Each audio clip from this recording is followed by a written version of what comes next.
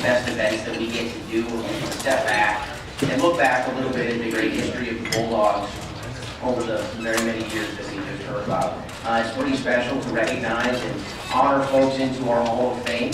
It is one of the highest honors that we have. First and foremost, congratulations to Dale, Jenny, Bob, and Tom on this very, very special honor. So we're excited to hear from you and about your stories and what it meant to you to be a Bulldog. Really, we also want to thank you for the legacy that you built with the Bulldogs. It's not possible to have incredible athletic traditions without the people that built that success. And the four of you really played a key role in that. You played a key role in national championships. You played a key role in being All-Americans in so many different ways. And that's an incredibly special thing, so we thank you for that. And we seek to honor that through chasing excellence in the classroom, community, and competition, which, as all of you know, is our mission and our credo. And that's a way that we can really recognize your special achievements and continue to bring that forward. It's an exciting time for the Bulldogs. We've done some special things in recent years. 13 of our 16 programs have participated in the NCAA tournament in the last couple of years. We have some great facility projects ongoing, highlighted by the Romano project this summer, a $10 million endeavor that will benefit 3 of our programs. And that's a space that could really use some nice life. We've done some nice facility projects for pretty much all of our programs, but those are the things that get a lot of attention. Some of the things that we've done behind the scenes that I'm especially excited about are building the infrastructure for our student athletes and coaches to succeed. And that's been done through some special fundraising efforts that we've had. We've averaged over $1 million for each of the last 5 years and put those into places that really make a difference. We're seeking to elevate scholarships, again, continue to improve facilities, and we're seeing the results of some of those things. Last year we had the highest GPA all-time for over 400 student athletes at a 3.21. That's very clap-worthy, folks.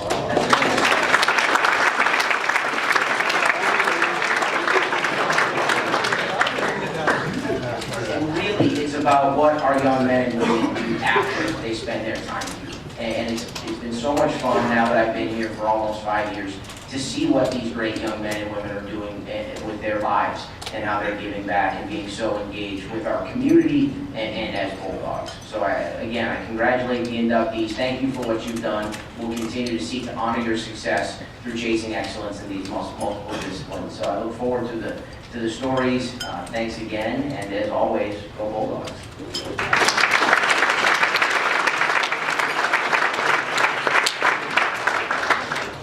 Presenter this afternoon has led Maroon and Gold most of his life. Started out at the merit rink in West Duluth. He was an athlete at Denfeld High School colors Maroon and Gold, and he took his sport, hockey, took that experience with him to UMD, where he was a Bulldog and played on the blue line for the Bulldogs. He returned to his alma mater just a few years back to become an assistant coach. And as an athlete back in the day, and I was broadcasting back then, just one of the classiest people to be around, a young man who you just enjoy very much, and today regarded as one of the classiest people, coaches in the college profession. And with that, we welcome back Mr. Brett Larson.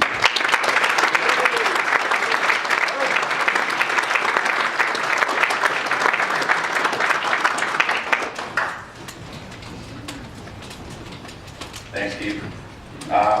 It's funny hearing him say that, because if you ever start to get full of yourself a little bit, you just go hang out with Hoagie for a while. I know. Nobody knows who you are. They all know who he is. Take him to any Twins game, Vikings game, he can't walk 10 feet without somebody coming up and saying hi to him. And matter of fact, we're driving up to Sammy's in West Duluth last summer, and we pull up at a light, and these 2 young girls in this car are literally leaning out the car, waving and yelling, and I'm like, Hoagie, who is that? He goes, I'm just a couple fans. Keep up with that guy and get humbled pretty quick. So first off, congrats to the other inductees. What a great night, or day, what a special day. And obviously Hoagie, 38 years, going to try to pack 38 years of stories in the 5 minutes. But for me, pretty lucky.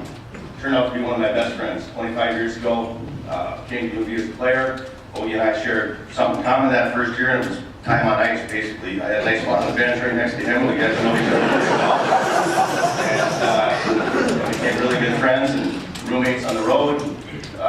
Obviously, when you think of UMD hockey, there's certain names that stand out. You think Serge, Sandy, Booch, Halsey, Hoagie. You know, you can't think of UMD hockey without thinking of Hoagie. Obviously, his passion for the program, passion for the other sports here as well, whether it be running out to pick up the tee at a football game, even though the sprint's got a little bit slower. Wearing the jersey in baseball, there's nobody with more passion for UMD athletics than Hoagie. He takes that passion into his life as well. And what I want to talk to you a little bit about is maybe some of the behind-the-scenes stuff. I know for a lot of the coaches and players that played at UMD, Hoagie's become part of their family, whether it's weddings, and he's an unbelievable dancer. He'll keep the bridesmaids out there and the girlfriends out there all night dancing, put the rest of us to shame, and he'll have a lot of fun with it. Whether it's rooming with you on the road, going on trips to visit Romford, South Carolina, or I was lucky to have him come visit me out in San Diego, and speaking of that, I want to welcome his brother Dean back from San Diego for this. Dean got to spend a week shoveling up in Babbitt, so I'm sure he enjoyed that. Obviously, a lot of people down from Babbitt as well, but you know, whatever Hoagie does, there's a lot of passion to it, and he loves it. And he loves being around guys and players, rooming on the road, rooming with Winston on road trips. And one other thing about Hoagie, other than known for his dancing, he's known for his snoring. You got to fall asleep before Hoagie if you're rooming with him. Vince, he had his, a couple family members with him in the hotel room, and Vince woke up in the morning, and Hoagie was sleeping in the other bed, and he was like, "Where's my brother-in-law?" And he says, "Son, they had got into the bathroom and stuffed towels under the door to try to sleep in there and keep you quiet. They couldn't sleep, Hoagie snoring in the room." Only one guy who could snore louder than Hoagie, and that was my dad. Hoagie flew out to Colorado College my senior year for a trip, and he stayed with my dad and my uncle in a room, and Uncle Ken was in one bed, and Hoagie's in the other bed with my dad, and Ken says, Hoagie's head comes up, and he goes, "Ken, I can't take this anymore." So, obviously, he's part of my family, just like a lot of the other players. Whether it's up on a lake in Grand Rapids, Nuke pulling him on the jet ski, tubing. You know, whether it's visiting Romp, like I said, in South Carolina, San Diego for me, he came out, was our, he did the same thing for our team in San Diego that he does here. The guys just loved him. We're about a week into the trip, and the coach comes out and says, "Hey, we're going to Anchorage for the next week. Oh, you want to come?" We changed his flight, all of a sudden he's on the trip to Anchorage. One thing Hoagie does a little bit is sometimes we get nicknames messed up. I was listening to our lineup in the locker room the other night. Hoagie does the starting lineup, and sometimes get nicknames wrong. And so Hoagie's there, and he'll go through the whole lineup and gives a nickname to each guy, and a lot of the guys call Riley Tufty Turbo because he's fast, escape. So Turbo is his nickname. Well, I hear Hoagie going in there, and that wing number 27, Riley the Turtle Tufty.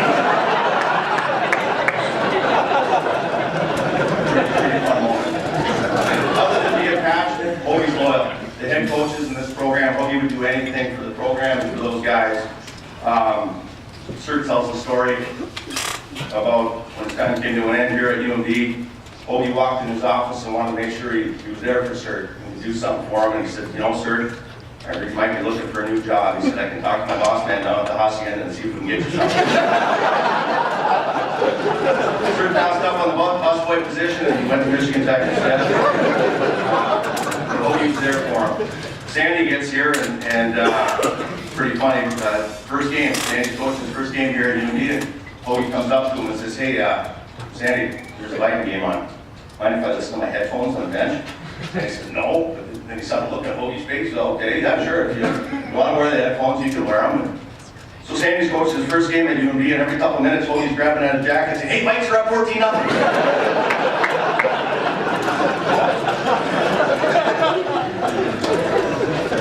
Loves all sports, for sure. He's been to more Twins games, Wild games, Viking games than anybody, and he loves it, and obviously loves the Bulldogs as much. And obviously at the same time, he called Scott. He actually went to Mooch's office, I think, to call Scott. He was looking for a free lunch. Mooch was the only guy that wouldn't buy him one. But so anyway, that's and he asked Mooch to call Sandy and asked if he was still going to be on. If the Bulldogs were going to keep him. So Sandy gets on the phone with Hoagie, and Sandy says, "Obviously, Hoagie, you've got a lifetime contract." So Hoagie, what do you like? That was it. Hoagie, that was all he had left. So obviously on the road trips with the guys, in the locker room, he's just such a huge part of this program. The only other funny story I have about that is a road trip where on Thursday nights, sometimes the staff likes to go out and have a little bit of fun and relax a little bit before the weekend. Well, Sandy must have had a lot of video to do or something, so we stayed back in the room, and we all went out, and Sandy was hungry. There wasn't much around there, so we all ordered, and we ordered some extra pizza, and gave it to Hoagie. "Oh, you're putting your head down right now, aren't you?" Hoagie happened to be rooming with Sandy on that road trip, so we all went out, had fun, said, Hoagie, take the pizza back to Sandy, and we woke up in the morning and had breakfast. We said, Sandy, how's that pizza? Sandy said, what pizza? Hoagie ate it.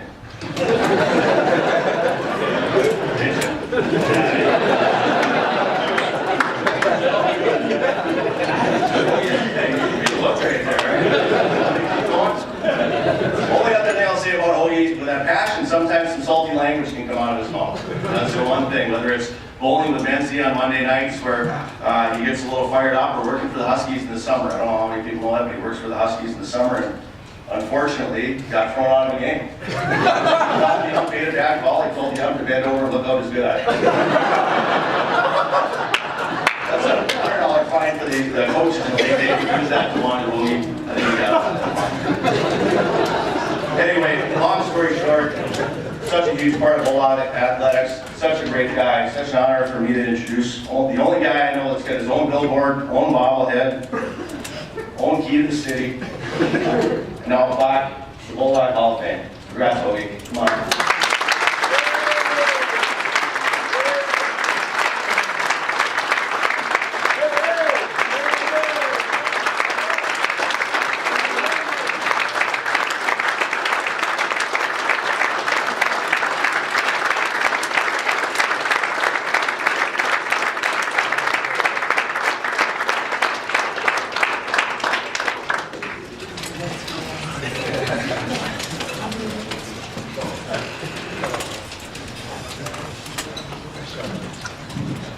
How about that time?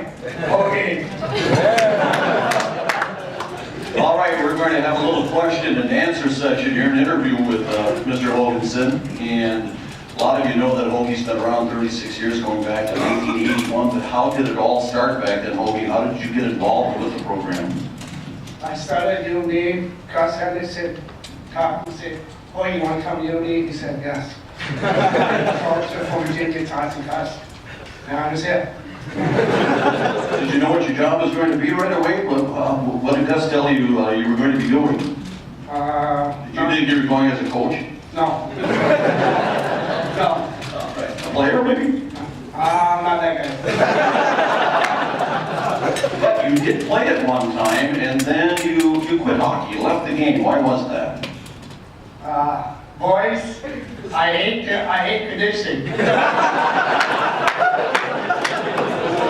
All right, you are known worldwide, through the World Wide Web, for your dance moves after a victory in the locker room to AC/DC, I understand, Thunderstruck. And at YouTube, you had more hits than almost anyone.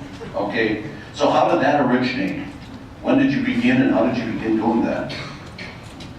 I just started dancing for the boys in the locker room, and then after that, that's the thing. Does anybody else dance in the locker room, or just you? No, just me. And did you practice, or did you practice? Did you have to practice your moves, or did you just do what came natural, or what? I just did natural. Okay, so in other words, it might change a little bit from time to time, a little variation. Yeah, it does, but I don't dance anymore. He doesn't now. Tell us why you don't dance anymore.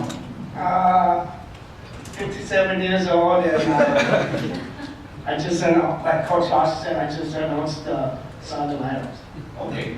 He announced the starting lineups now. He doesn't dance anymore. Okay, I got one for you. Starting lineups for UMD Bulldogs. From Course in Minnesota, number 32, Hunter the Man Shepherd.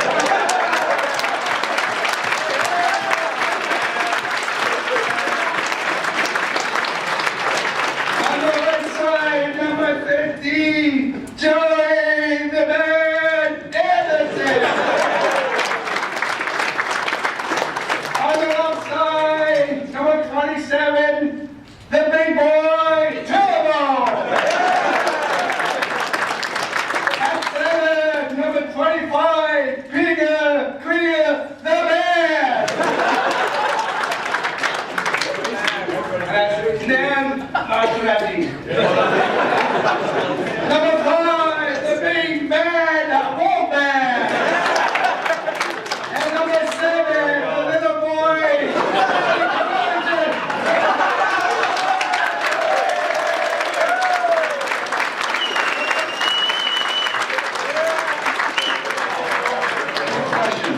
far as Sandlin know, that's his starting lineup for tonight?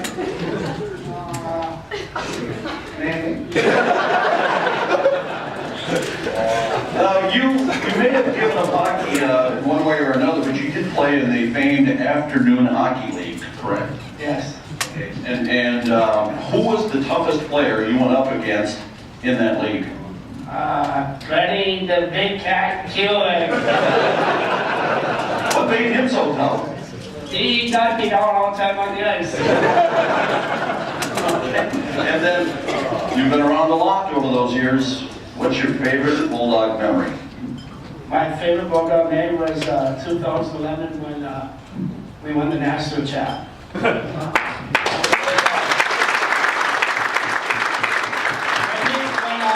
If you're watching right on the ice, we had two on the ice. We were so happy because we did one in '84. So, with that, then, do you have a least favorite moment, something that you think about once in a while? Yes, I do. Steve, you know what it is. Billy, know what it is. You were there. We lost, well, I wasn't there. We lost to Bowie in 3 overtimes, and I was not happy. All right, so, nice crowd for you here. Yes, it is. See your boys in the back? Yeah. See all the other guys who came back who have been your boys over the years? Yeah, like Jeff Sidley, Colin, John Maddox, Andrew Myers. They're my boys. This morning I thought I'm going to do a little research and try and look something up. I wanted to look up the dance. I heard it was on YouTube, and I got to something else first, and I quit looking after that. And Dan Molinar, who played here at UMD and graduated last year, he was in charge of Dog with a Blog, and it had to do with his comm class and such. And I think he posted every week for a semester. And his final posting on April 24th in 2017, he wrote this. He thanked everyone involved with his hockey career right from being that high on up. And he got to his UMD days, and he wrote to Dale Hoagie Haagenson, "You are the heart of our program. I learned so much from you over the past 4 years just by watching you. Your passion for sports and for life is admirable. And as long as the Wildwood Twins won, you always had a smile on your face. It is going to be extremely difficult to not watch you dance around the locker room to Thunderstruck by AC/DC next year, but those are memories that I will cherish forever. I love you."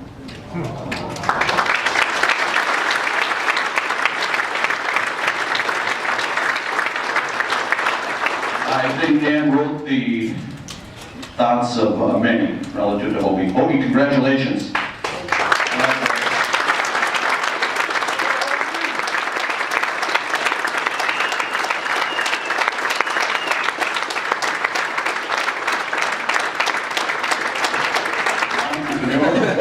Executive and philanthropist, and according to the person he'll be introducing, a great all-around guy and dear family friend, and that's Mr. Michael Timmerman.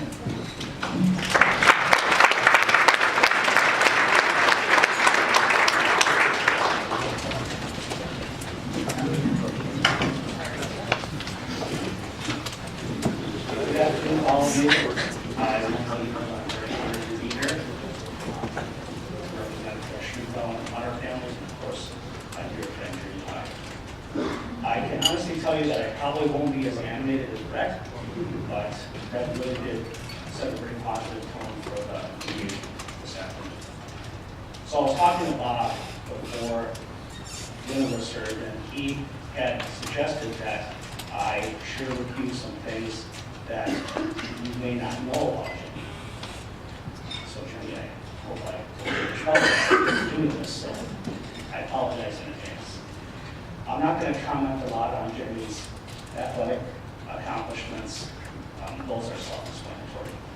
She is still one of the best hockey players to ever have worn a UMD jersey, to ever have worn a USA jersey, and candidly one of the most decorated women's hockey players in the world.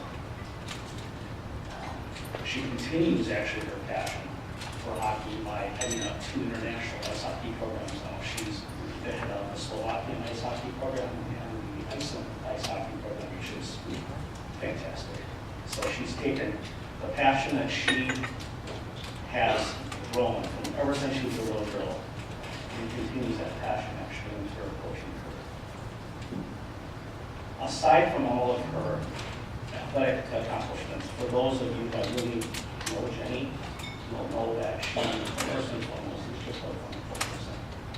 And that is not something that you can necessarily quantify by the number of NCAA championships that she's won with UMD. That's not something that you can quantify by the number of medals that she has, and that's a significant number. That's just a demonstration of who she is as a person. And I have been just absolutely honored to have her as a part of my life, to have her as a part of my family's life, etc. So first and foremost, Jenny is just a wonderful person beyond all of the athletic accomplishments that have put her in this room. Second, she is just a wonderful mother and spouse. And given her work schedule, she is a jet setter. With all of the things that she's doing for Slovakia, with all the things that she's doing for Iceland, she is just candidly not home in Minnesota that often. And to see how she's able to continue to share her passion for this sport and really lead these not only women but men on these international teams and still juggle that with her highest priorities, which is her family, is just really, to be candid with you, nothing short of miraculous. I can tell you honestly that I don't think I could do that myself.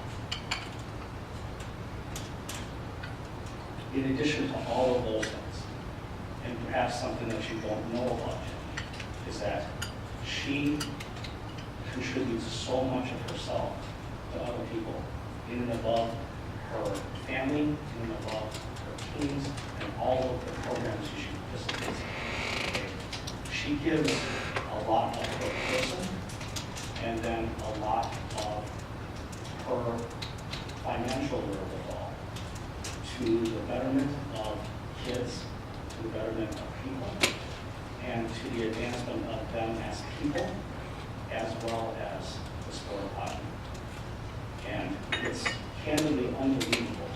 And I know that she would probably be embarrassed with me to have me actually share this with you, but I mean, she has done things that if I honestly had to list them all to you, okay, we would be in this room having me at this podium for well in excess of 2 hours.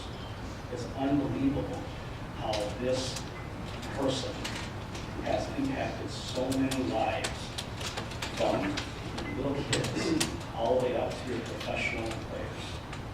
And if you were to ask her to tell you all these things, she has, even with all these accomplishments, a level of humility where she would probably not talk to you about these things. And that, in my opinion, is a demonstration of a truly great person, a truly great leader, and a person that you really want to be part of your life. And that's why I'm honored to have her part of my life, and for all of you that know Jenny, I'm sure you feel the same way. I went out, Jenny.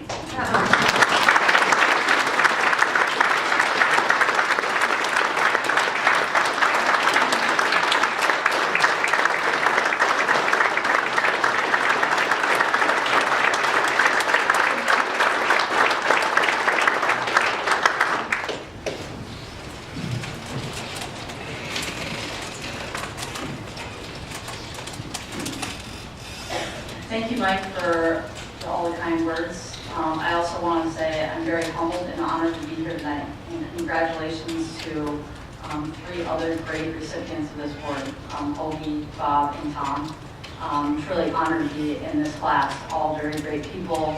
All have done amazing things part of this program.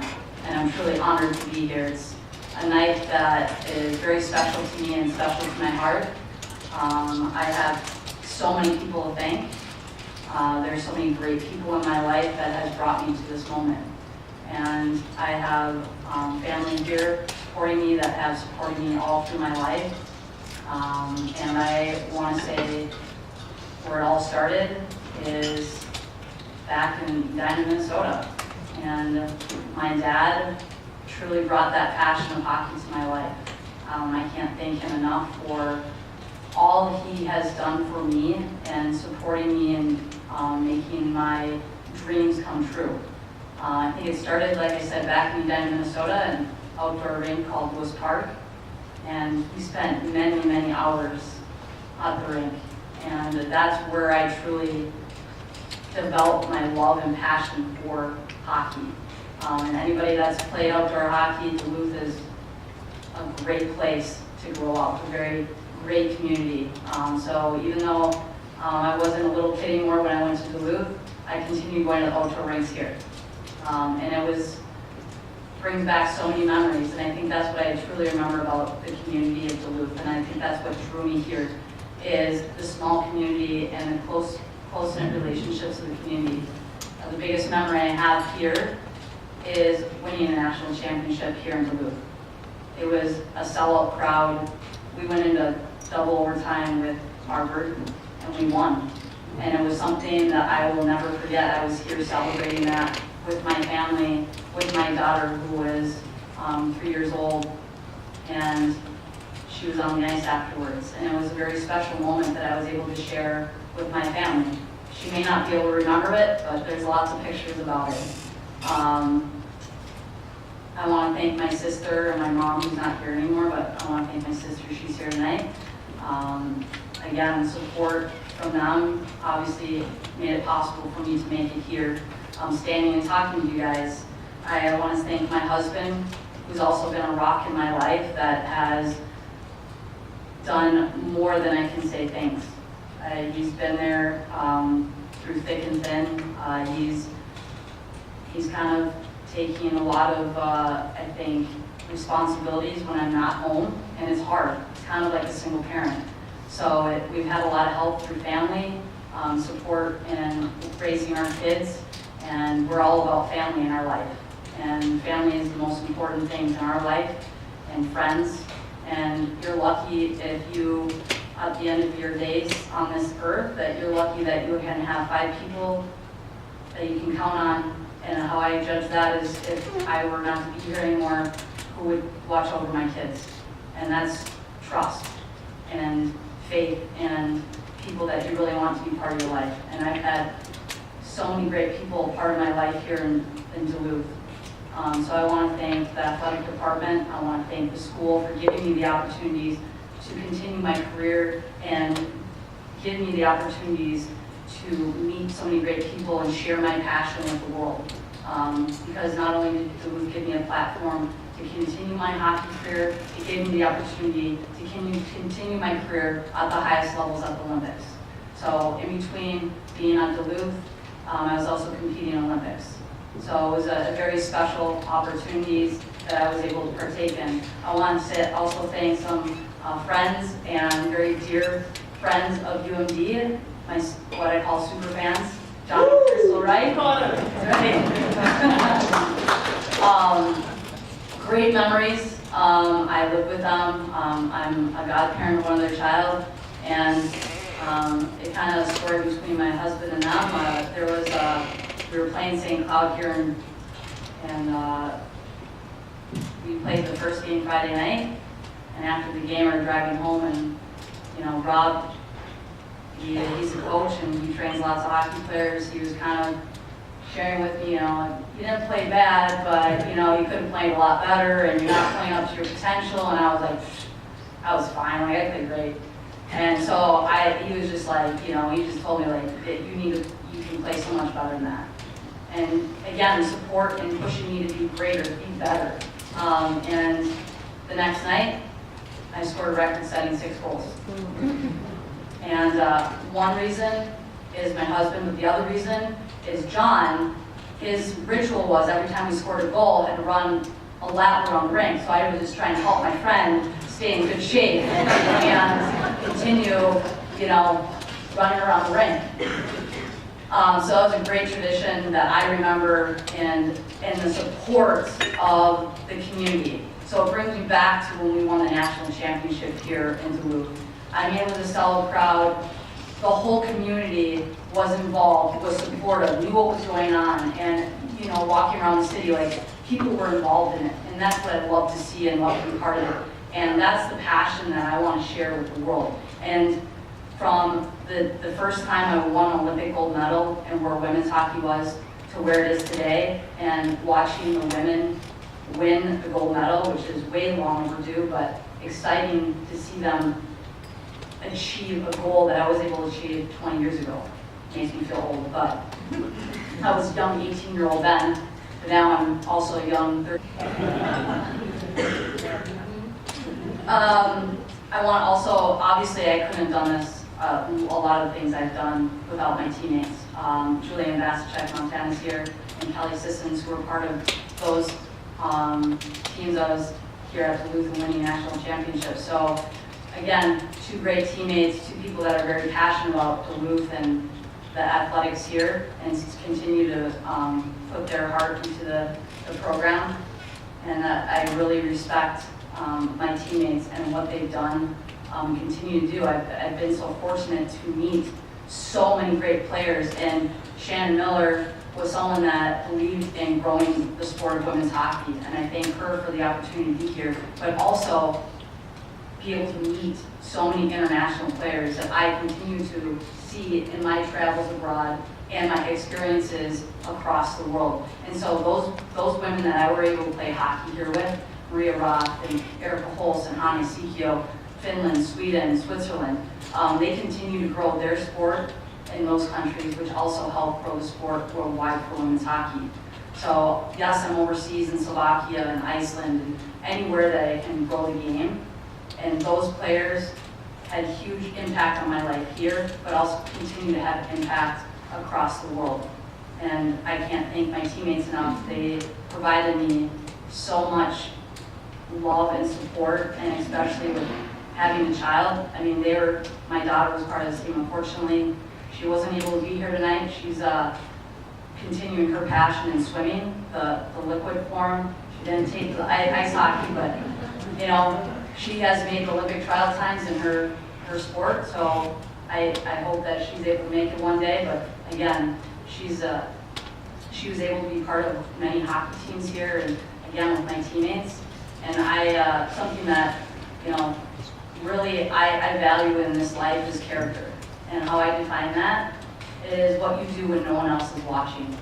And I think my kids really get a first view example of what my husband and I do on a daily basis when nobody's watching. It's really easy to see on TV scoring goals or on a stat sheet, but it's what you do when nobody's watching, when you got to get up at 5 a.m. and you got to do your workout. Are you doing 10 more pull-ups, or are you quitting early? And I think that's really what I try and instill in teaching. So I'm very proud of my accomplishments as a player, and I work very hard to get there. But I want to continue my passion and show the next generation, the next future, of what it really takes to get to the next level and what it really means to be a true champion. And it doesn't always go that you get a gold medal, but it's really what you do when nobody's watching, because you can say that you put 100% in and you gave it everything you got. And that is truly what character is. And I want to teach the next generation and continue my passion through coaching and teaching. That's my passion. And yes, I still play. I'd still love to continue playing at a river open hockey or outdoor rinks and just, you know, bring my stuff up. So it's a little warm, but I think there might be ice still. So I want to say thank you to everyone for being here in support of, again, 3 great recipients of this award. And I cherish this with all my heart. This is a very special place. UMD Bulldogs, I chose this place because of the rich tradition. Obviously, we're number 16.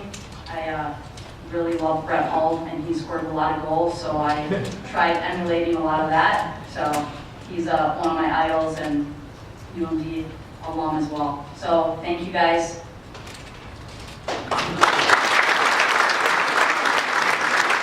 Michael did a wonderful job of introducing Jenny, and as he said, he wasn't really going to touch upon the hockey things, but she is UMD's women's all-time career scoring leader, 256 points in 102 games. And she holds the single season mark for points in the season, assists in the season, goals in the season, finalist in the top 3 for the Patty Kazmaier Award. And I mean, everything there was, she was part of. And Bob Nygaard, when talking to me about the recipients here this afternoon, he said in his mind, and he said, Jenny Potter is UMD women's hockey, and that's pretty neat.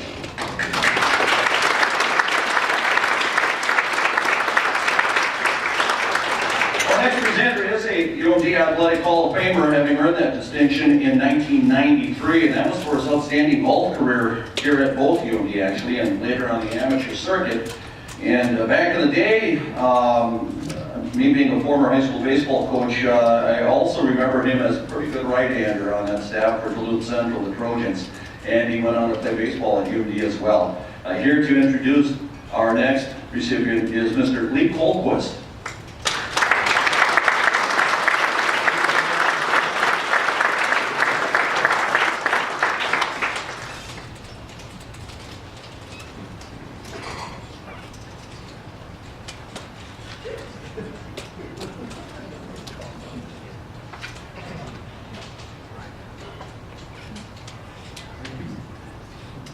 Nice to be here.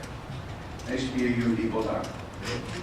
I've learned a lot of things since I've been here. And yes, I get the privilege of introducing you all to Tom Waitrovich. But it's funny, all these years, 41 years to be exact, he always went by W, Big W, Wacko, Waitro. I didn't realize your first name was Tom. I honestly didn't. Congratulations to the inductees here today. All you have to do is look at the list of those that have been inducted prior to today, and you can realize what a privilege and what a school we have here. And the tradition is incredible. And every time I come back to Duluth, it reminds me just how much I miss it and how proud I am to have been here and from here growing up. So Waitro, you know, 41 years ago, we met on the campus. We got here in different ways, but we ended up playing golf. Golf at UMD. Really, must have been pretty good, being up here in the snow country. And how do you meet at UMD playing golf?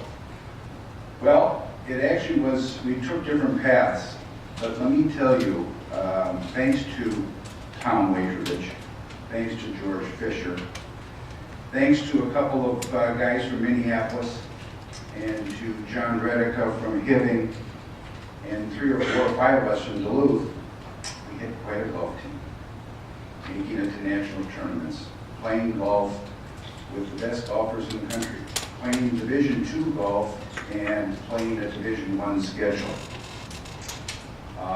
We were very fortunate, and we did a pretty good job here at UMD, all things considered. I mean, there can't be a shorter golf season in Duluth, Minnesota. And although some of us played hockey, we gravitated to golf, and we were never really complimented for our smarts, but we did like being outside. We like grass versus ice, I guess. I'm personally into ice today, but not without saying that when we played at UMD, it was all Minnesota kids, and a bunch of us knew each other. But then in 1998, after a couple of years of being elsewhere, I show up at UMD, and there's this kid from Appleton, Wisconsin, who I find out grew up in Duluth, but moved to Appleton. And I had a full head of curly hair at the time, and as did he. That's about the only thing we had in common. And he shows up, and could he hit a golf ball? And my life has allowed me to play golf with a lot of really, really good golfers. And both during school and after, and all the golf I've played since I left the golf tour to try and make a living for a number of years, there was nobody that I played with that could hit a golf ball as good as him. And I'm telling you, you look at, I can name 3, 4 guys that I played with that won the Masters and the U.S. Open and the British Open. Nobody could hit a golf ball as good as him. And our golf teams reflected it. We, like I said, wherever we went, we were beating most of the Big Ten schools. We were beating the Big 8 schools. The Minnesota Gophers didn't, with Tom Lehman, didn't stand a chance. But let me give you a couple stories, if you don't mind, and then I'll introduce you. Our first national tournament was out in California, Davis, UC Davis. And George Fisher, the coach, he worked wonders. And the next thing you know, we're sitting at the head table with Arnold Palmer. And then we get to tee times the first day, and George Fisher says, "Al, we're going to start with, we're going to get some speed on the face. We're going to bring Waitrovich. He's going to be first out. And Lee, you'll go in last, and you'll clean them up and drive them home." You know, baseball analogy. So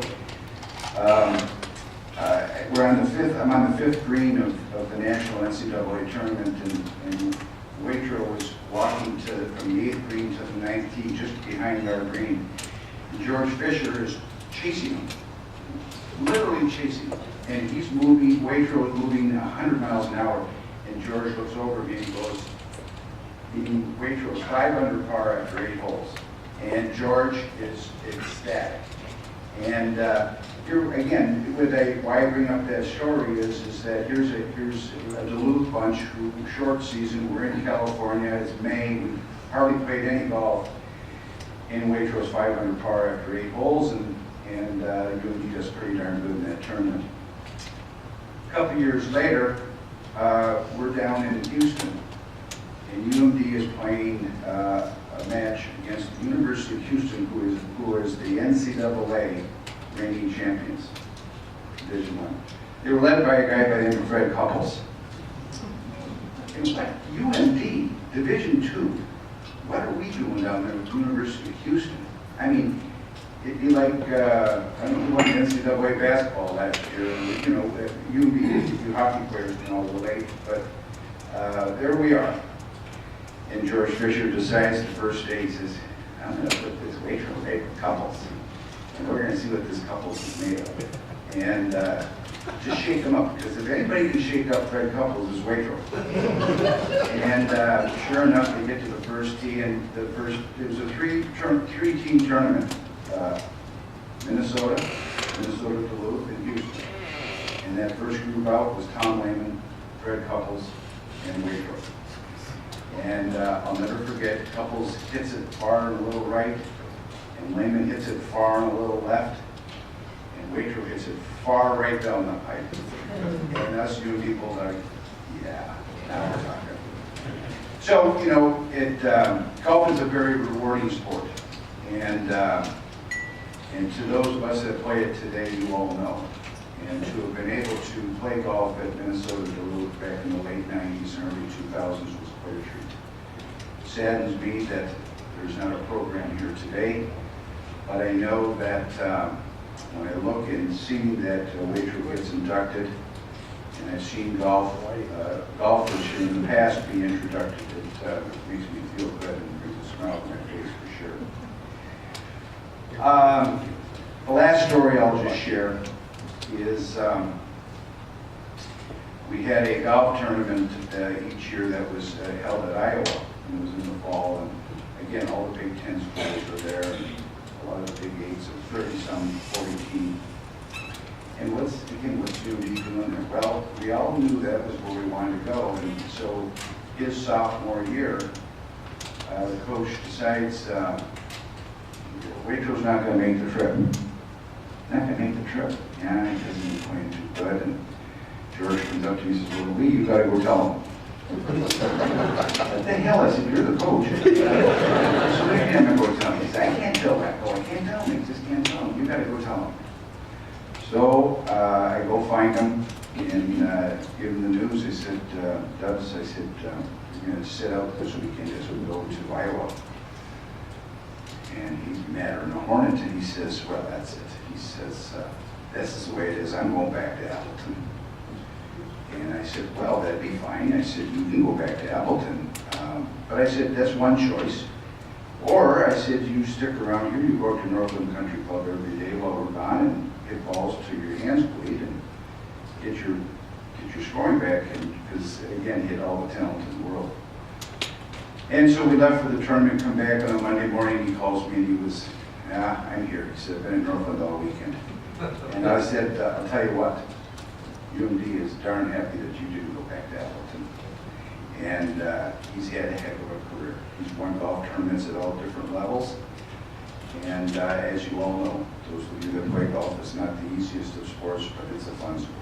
And I'm proud to be able to introduce to you Tom W. Waitrovich.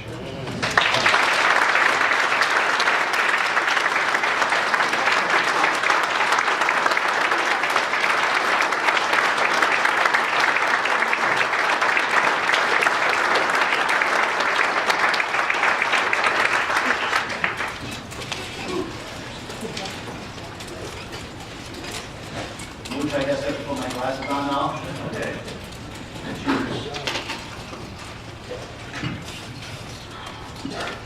Good afternoon. It's certainly great to be home again.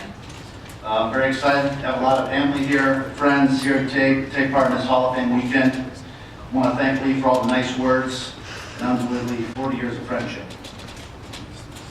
Also want to congratulate Hoagie, Bob Nielson, and Jenny on the well-deserved induction to the Hall of Fame, as well as the other 132 members who've been inducted in the last 27 years since the Hall of Fame started.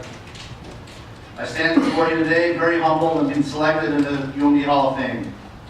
I thank the entire Hall of Fame committee, Bob with the SID department, and extremely honored to be in the company of so many outstanding men and women athletes, coaches, and staff who have been inducted over the years. First, I'd like to thank my parents, my entire family for all their support throughout the years. Truly fantastic to have everybody here. A little emotional, I knew it was going to happen. I got to look at Walt and I'll laugh because Walt makes me laugh all the time. I miss my two boys are in school, so they couldn't be here, but everybody else is here and it's great to have everybody here. Growing up in Duluth, going to school here at UMD has always been one of the great memories of my life. Playing street hockey with my friends, playing hockey up at Glen Avon along with Little League. Bob and I were teammates up at Little League, way back in the Eastern Little League, right next to Glen Avon. Played for the Brewers way back in the day. We were afraid of Tony Crawls. We used to whip that thing pretty good. Bob tells a story about the kid that got hit in the head. We were afraid of him forever. Caused a little mischief up in Hunters Park, just as some of the things I remember. Just a bit of trivia. Believe it or not, and I'm not sure they still do it, but I was the first person ever to beat the Bulldog. And I don't know if they still do it in between the first and second period, but it started in the fall of '71. They started to beat the Bulldog, and nobody did the first year, and the Blue Line Club sponsored it, and I thought there was about $300 in the pot. So the next year, fall of '72, they had given, I think they did new boards, new glass, so the pot went back to $10, and of course the inter-squad game was fall of '72. I get called up, and boom, right in the 5-hole and knock it in, and there was a quote in the paper, and I found it in one little scrapbook. I said I was going to buy my sticks for the year with that $10. Well, I don't even think $10 would have bought a stick in '72, but it was always a little bit of trivia. So if you ever get that question, I was the first person to ever beat the Bulldog. My favorite player back then was Walt, and somehow I've caught up in age with Lettingham somehow. We've certainly had a lot of laughs at Northland over the years. During the Spooner, I come up each September. They give me a little special exemption to play in that amateur tournament. It's always fun to see Wally, and we have a great time. I went to Washburn Elementary up towards Woodland Junior High School, and started at Duluth East during my sophomore year, and moved right in the middle of my sophomore year to Appleton. Yes, I once was a cake eater. Go Hounds. I know they had a great overtime victory the other night, so if there's any Duluth East people in here, I still root for them. And I hope they do well at state. After after high school, a short stint at Fair State University in Michigan, I decided to come back to Duluth the fall of '78 and was here. We just so happened to have, as Lee said, 5 or 6 really nice players here. Tony Battistini, the Kirby brothers, Rich and Jerry, Craig Ravela, John Redica also was an unbelievable basketball player, and oh yeah, Lee, you were pretty good too. Well, I can certainly, we had a coach with George Fisher. We went on a pretty nice run those 4 years, obviously NCAA championships all 4 years, 79 through 82, and then they continued that with Reed and his squad after that. In 1981, we finished 5th in the country out in Connecticut, which I believe was the best finish ever for a UMD men's golf team. I can remember seeing a picture of myself, I can remember seeing a picture of myself in the first year we went out, when Lee told that little story. George wanted us to get dressed up for the airplane ride out to San Francisco and then the drive up to Sacramento. And I had this nice bluish 3-piece suit on, corduroy, for the plane ride. I think I looked like a game show host in the 70s. Well, it was the 70s. I looked like Wink Martindale. It was not a good look, but at the time I thought I looked pretty damn good. And yes, I did have hair. That's from that picture right there. I'll never forget my first round that year, and Lee was pretty close, but there's a little more to that story. I was a couple over par after, you're really nervous in your first NCAA championship.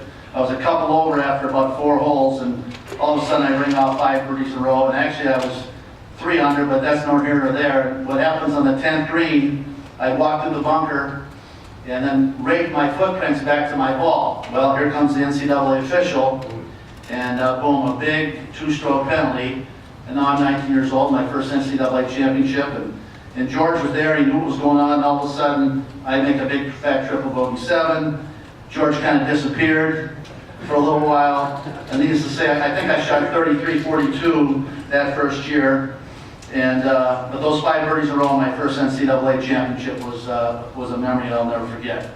After our 5th place finish in '81, Lee was named to that All-American team, and Lee was a year ahead of me, and I first saw that All-American, that NCAA All-American plaque that he had. I knew I'd like to have one.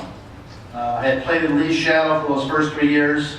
As Lee went on and quite a run those last 3 years he played here at UMD, beating the likes of Tom Lehman and pretty much everybody else in the country. He was very humble, but he was a hell of a player, one of the best I ever played with.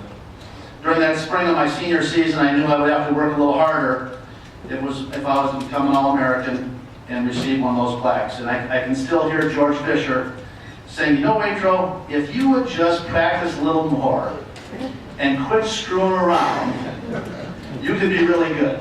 Well, after 3 years of listening to that, I was just stubborn enough to say to myself, you know what, I'm going to show you. I'm going to show him.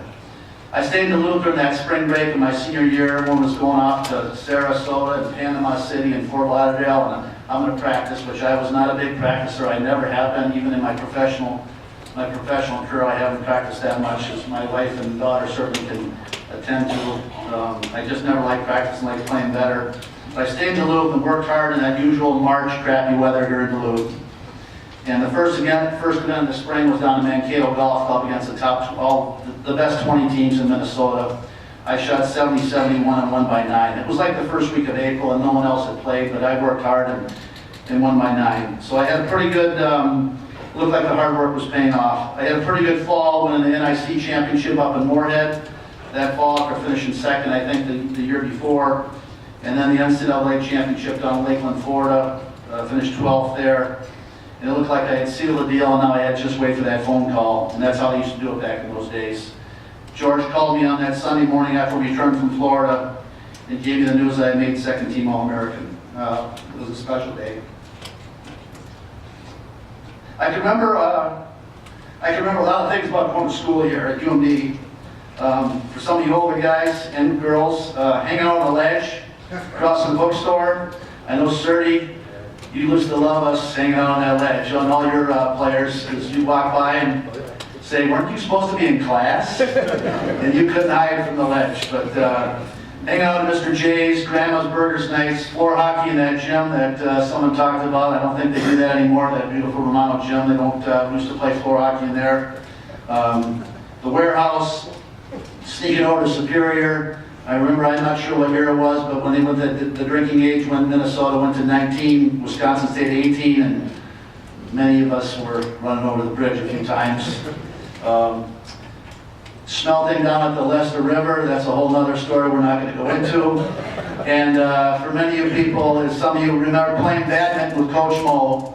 Coach Mo Milosky was an unbelievable badminton player, and I used to like to play against him. And I tell you what, I know for a fact that I never beat him. And I was probably 21 or 22, and he was 50, and he would beat your you-know-what every single time. And those are some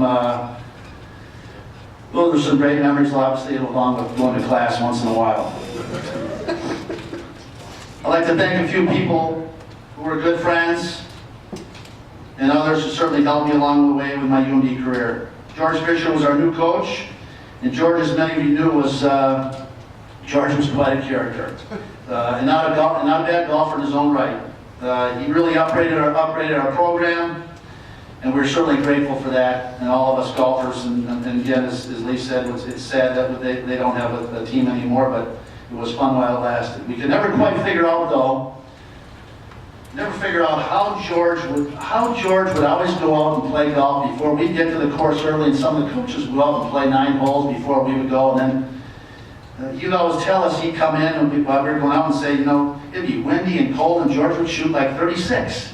We'd be out playing and grinding it out, sometimes barely breaking 40 in some poor weather wherever we were. Well, we finally figured out that George never met a 6-foot putt that he had to make, because it was good. And he liked mulligans, not just one. So you can shoot a good score with extra mulligans and never having to putt a 6-footer. And we still laugh about that today. John Redica, great basketball player, he was like my roommate and big brother. Reed Colquist, I only played with Reed 1 year, but we've had many finals over the years at the Spooner, and certainly, hopefully, have a few more. Pete Stadahauer, who's here today, was one of my good friends in college. We worked as rec supervisors back in the day. We had the keys to the old field house that I was talking to Karen about the other day, and when that thing was brand new, it's still there, and we'll just leave those stories back in the file, Peter. Cliff and Audrey Colquist, Lee's parents, they were like a second set of parents to me during school. And Cliff was like our assistant coach during all those NCAA championships. I think he went on 7 in a row and was always keeping us on time and on task along with George. F. Stewart was a longtime professional at Northland Country Club, and Mark Carlson, another PGA professional from the area who helped me out during those years in college. After graduation, I decided, I was still trying to decide what I want to be when I grew up, and I was doing a really nice job of postponing that decision. I was living in my old college house up on 20th and 6th, bartending up at the Skyline Lanes, referee in high school and college hockey, along with playing lots of amateur golf all over the place. Didn't have much money, but I was having a pretty good time and somehow getting by.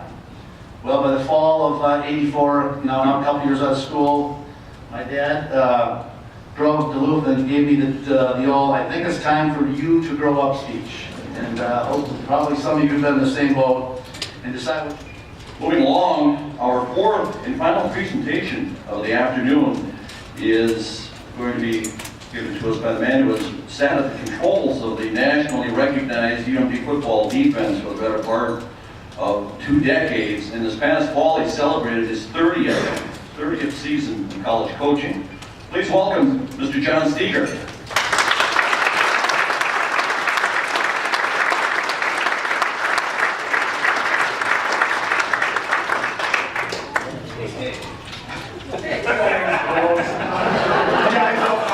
Hoagie for, what, Hoagie, 15 years? No. Before I go up to the press box every day, or every home game, he brings me a bottle of water, so that's awesome.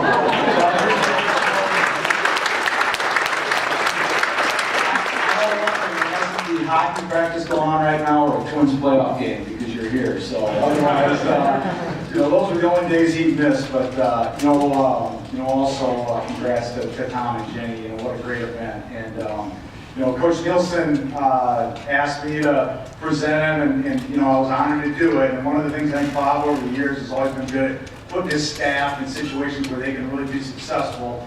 I'm not sure you did a great job of that today, Bob. So, not my forte, but, we'll give it a whirl here. Coach Nielson and I have a long history, and I first started working with Bob at the University of Wisconsin Eau Claire in 1996. And we had a really good run there. And I remember in 98, we got to the Division III semifinals and had things going. And it's early May, and thinking about next year, and Bob walks in my office and says, hey, I'm going to interview for the head job at UMD. And I'm like, okay, all right. And so I'll never forget, a couple days later, he goes and interviews, and him and his wife Terry are coming back from Duluth, and they stop at my house, and we sit in the living room with my wife Barb and those two, and Bob says, hey, if they offer me this job, I'm going to take it. And I said, geez, Bob, you usually don't want to be the guy that replaces all legends. And, Bob Nielsen's voice says to me, criminy, John, we can win there, and we can win big. And I said, all right, I'm in, and we came to Duluth in 99, and that first year was really interesting because Bob didn't get here until the middle of May. We didn't have a recruiting class, and I think maybe he did his best job coaching that year, and we went 3-8. And it was an interesting deal. And things got so bad that year that in the middle of the year, we put an ad in a student newspaper looking for a punter. We did not have one, and the one we had gotten hurt. And we found a kid tryout. That tryout was interesting, but that year though, we were 1-7, which is kind of hard to believe around here with the success we've had. And Bob did a great job keeping that team together. We won a game at Wayne State, and I'll never forget a game. We played Winona, who at that time was the best team in the league, and they needed to win, I think, to win the conference championship. We beat them in Milwaukee, I think 17-14, and won 2 out of our last 3. And that really kind of jump-started the whole thing, I think, and really kind of gave us a lot of firsts. That next year, we put a lot of emphasis into our first 2 games because we were playing Mankato and St. Cloud. I think UMD hadn't beaten an NCC team in 15 years, and we beat both of them. The next year we go to the Middlewater Bowl, which we hadn't been to a postseason game in a long time, and the year after that, 2002, was really a special year. I think we had a great group. That was Rick Fritz and Tim Battaglia, Steve Battaglia, that crew. I think that team gets forgotten a little bit around here, but we went undefeated, and we went to the playoffs for the first time in the history of the school. And we got beat in that game. It was a great game down in Northwest Missouri. Got a sign of things to come with them. And I remember coming back on the plane and Bob said, hey, we're close. We're close. And I said, yeah, we are. And I think everything's great. Life takes some twists and turns because the next year, it's early August, and Bob walks into my office, and he hardly ever came into my office, so I knew something was up. And he said, hey, I want to be the AD. And I said, hey, great. Okay, that's good. And he said, yeah, the only thing is, at the end of the year, I'm going to be done coaching. And I'm like, what in the heck happened to you? Did you get in the head that you want to be the AD? All right, Josh, just all those headaches, and what are you doing? And I think, the next few years, the NCC, Bob, he helped us in football. I know we needed to get some scholarships and increase our staff and stuff, and he did, and that really kind of set the tempo for what happened in 2008. And 2008 was really a special year. I think Bob did, I remember when Coach Swagger left, Bob called me down to his office, and I thought I was getting a head job. But he said to me, hey, I'm coming back. And I said, great, that's great. And he did 2 really good things that year. He hired Kurt Weezy. That was a great hire. And things just kind of rolled. And Bob was the right guy at the right time for that team in 2008. We have a lot of talent, but I think you guys know Bob. Bob's kind of got a cool demeanor, and they got a lot of confidence.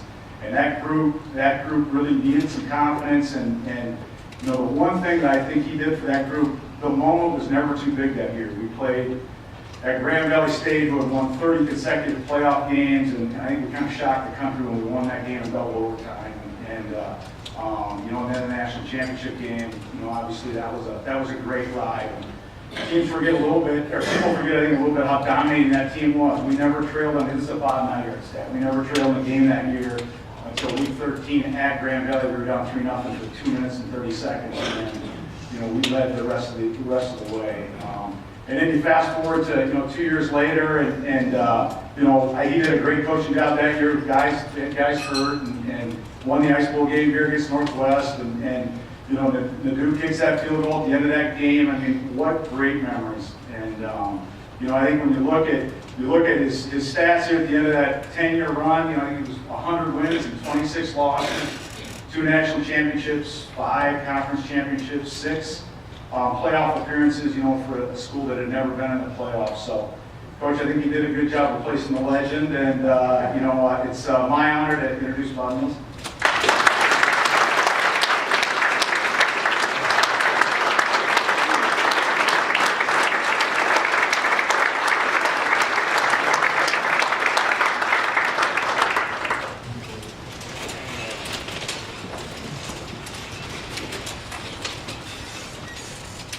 Well, first of all, I want to thank the university and all things committee. Truly honored. Sincere congratulations to the other 3 recipients and to your families. I have to admit, the whole concept of Hall of Fame is really humbling. It's a little bit eerie. And of course, I've been sitting there in that chair looking at this picture here behind me, and it's humbling to realize that you're being included with a group that accomplished so much and gave so much. But it's also a little bit eerie because you realize how old you're starting to get, and I can see that my hair was a little bit darker and a little bit thicker in that picture back there. Special thanks to John for the introduction. I was kind of running through the numbers in my head as John was speaking, and I'm going to coach my 300th game at some point in time this fall, and John Stager's been a part of almost 150 of those. And not just a part, he actually was the reason why we won so many. It is truly amazing how fast 35 years in college athletics has gone by. And an honor like this, while greatly appreciated, is certainly unexpected. Pleased to have my family here. My wife Terry, oldest daughter Amanda, now Amanda Taylor, twins Casey and her husband Dakota King, my son Kyle, his girlfriend Cassie Borkovitz, and last but not least, the one that's wearing the coaching headset over there, Amanda's oldest child, my grandson Cash Taylor, who is already part of our 2031 recruiting class, is signed, sealed, and committed. Being a coach's family is really hard. Every year,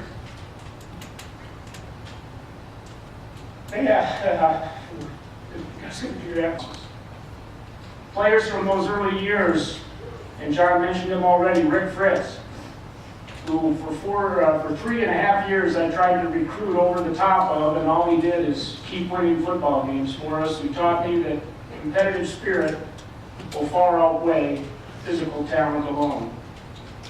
The administrators like Captain Martin, though we may not have always agreed, showed me that true passion for a place and its success starts from the top.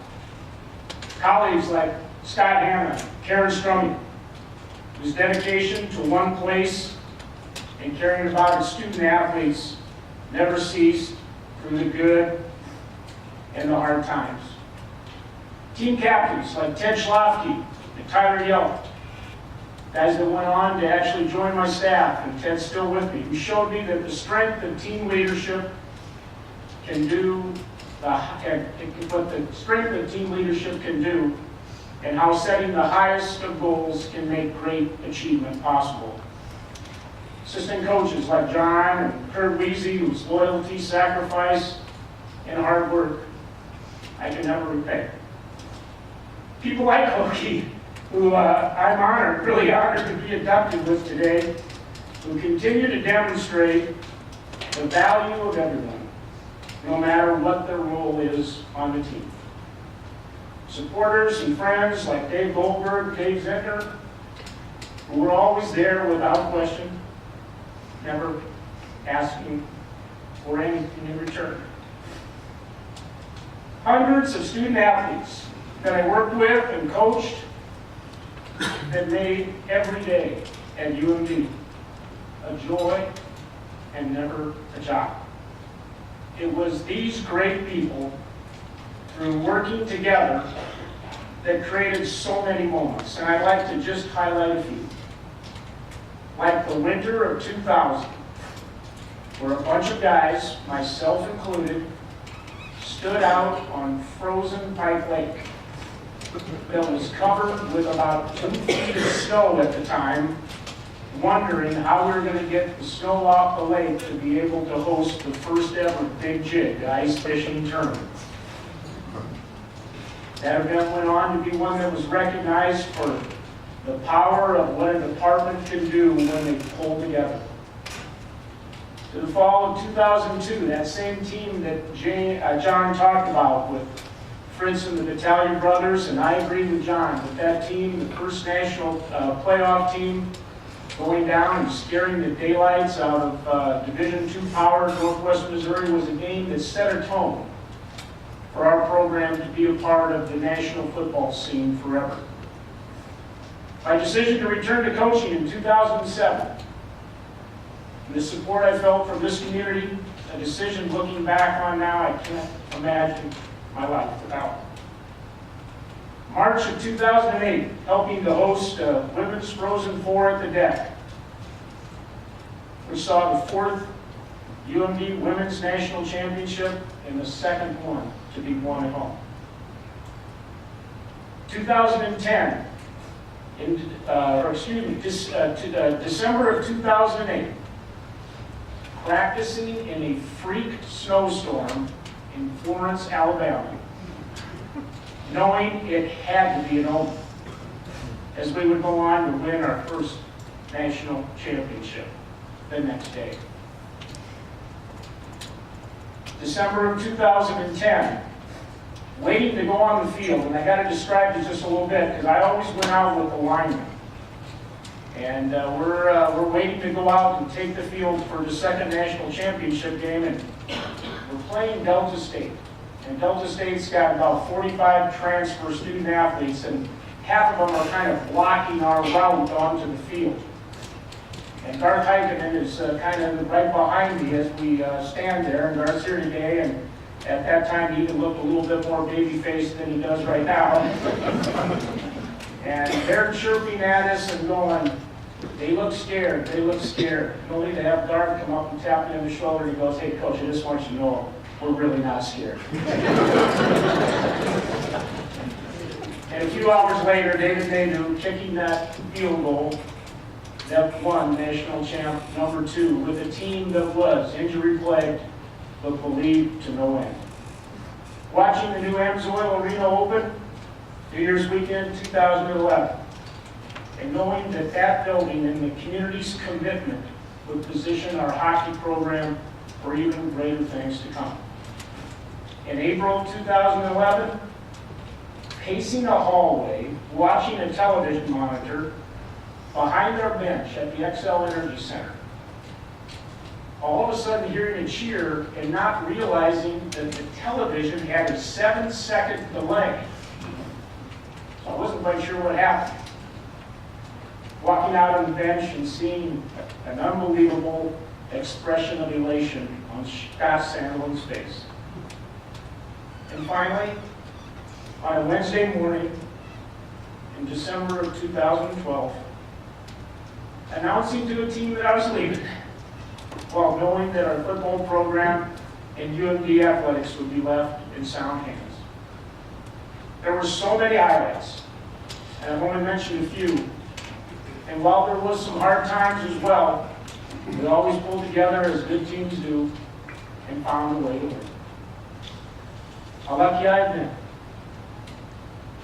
to have had a career in college athletics, and I hope I've got a number of good years left. Sorry, Carrie. How lucky I was to have spent a part of that time here, with those great moments and with all those great people. 14 years at what really is a great university on a great lake. I've had the pleasure and the opportunity to work with hundreds and hundreds of student athletes, over 30 of whom are currently making their own mark in college football coaching.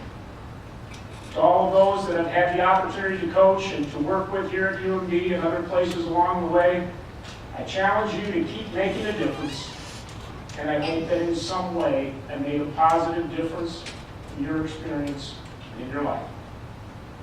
UMD Athletics, your impact on me has been immeasurable. I'm so honored to receive this award and so proud to have been a Bulldog. Thank you. We're going to wrap up today's ceremonies, and it's been a wonderful afternoon here. And we bring forward Bob Nygaard, the Bulldog Athletic Department staffer and co-chair of the UMD Athletic Hall of Fame Committee. Thank you.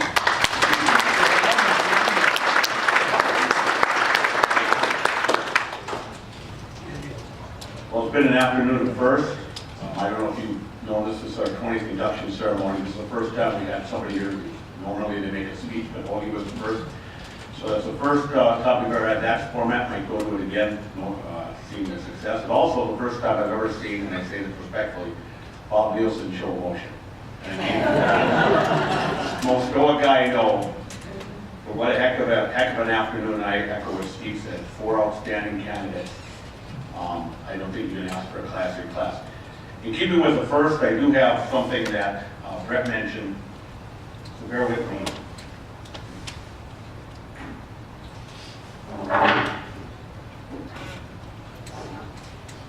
You mentioned the Hoagie bobblehead doll. I feel sorry a little bit for, I think Craig Smith ordered these for the Duluth Huskies.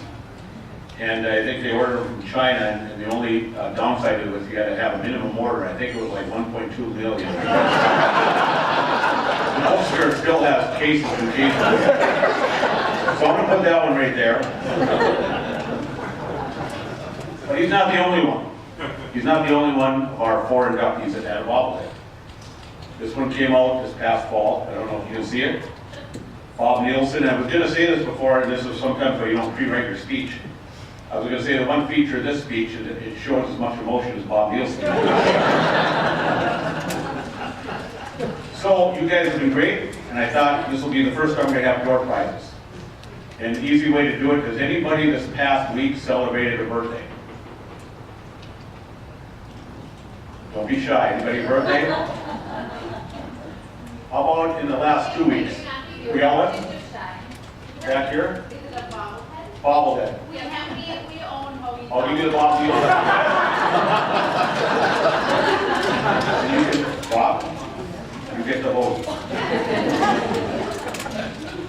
Those of you that have been to these before, you've heard me make this speech. I've done these marks about 6 or 7 last, I think 6 or 7 straight times now, but I think this bears repeating. So you talked about UMD starting athletics back in 1930, and since that time we've always tried to get a gauge on this. I think there's been in the neighborhood of 5,500 individuals that have either worn a Bulldog uniform, coached a team, an administrator, a student helper, a supporter, whatever it might be.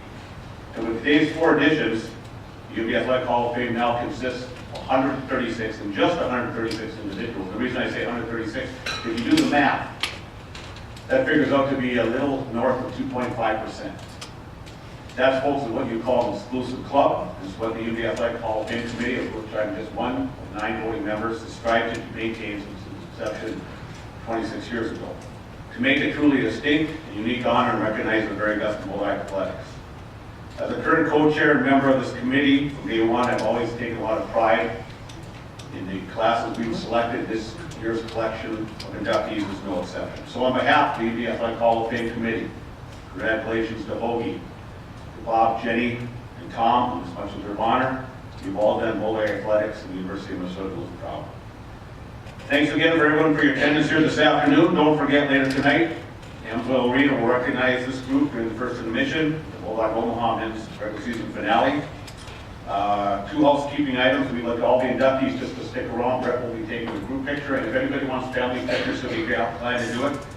And then after tonight's game, we just got word, Brett Larson will be doing whole open mic down in Dublin. Thanks again, everybody. Enjoy the rest of the afternoon.